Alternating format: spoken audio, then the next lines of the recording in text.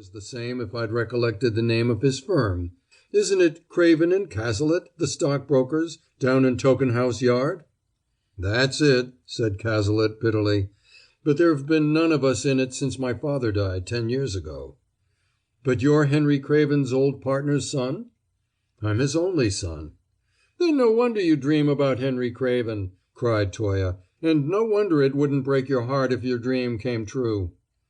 "It wouldn't," said Cazalet through his teeth. "He wasn't a white man to me or mine, whatever you may have found him." "Oh, I don't claim to like him a lot," said Toye. "But you seem to know a good deal about him?" "I had a little place near his one summer. I know only what I heard down there." "What did you hear?" asked Cazalet. "I've been away 10 years, ever since the crash that ruined everybody but the man at the bottom of the whole thing. It would be a kindness to tell me what you heard." "Well, I guess you've said it yourself right now. That man seems to have beggared everybody all around except himself. That's how I make it out," said Hilton Toye. "He did worse," said Cazalet through his teeth. "He killed my poor father.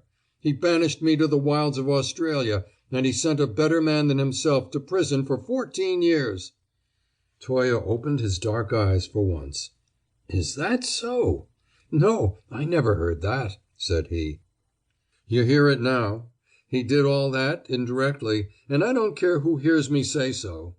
I didn't realize it at the time. I was too young, and the whole thing laid me out too flat. But I know it now, and I've known it long enough. It was worse than a crash. It was a scandal. That was what finished us off, all but Henry Craven.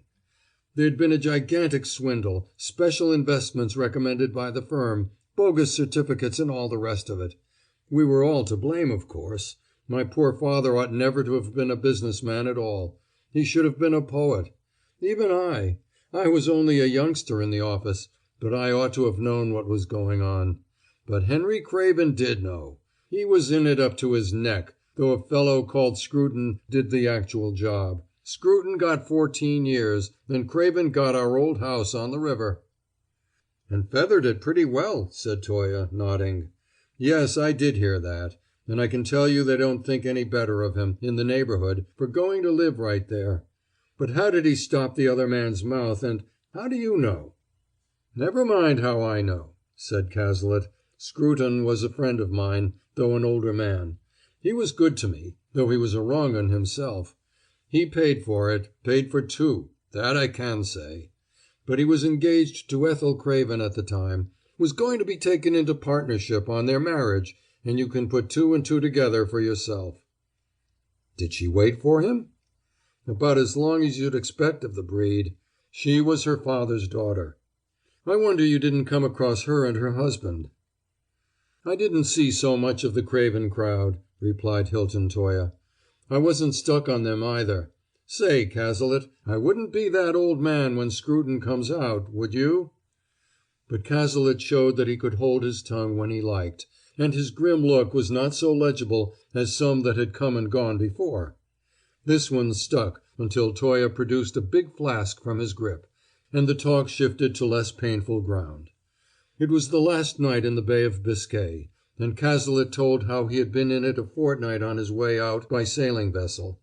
He even told it with considerable humor, and hit off sundry passengers of 10 years ago as though they had been aboard the German boat that night.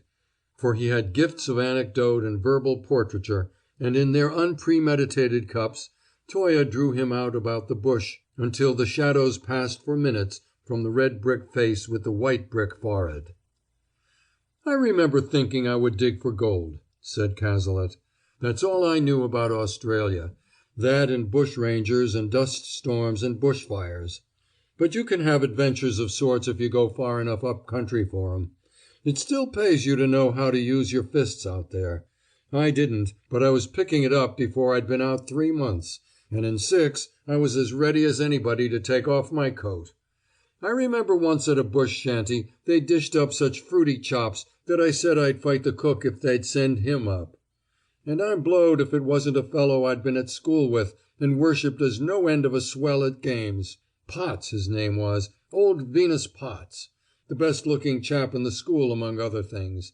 And there he was, cooking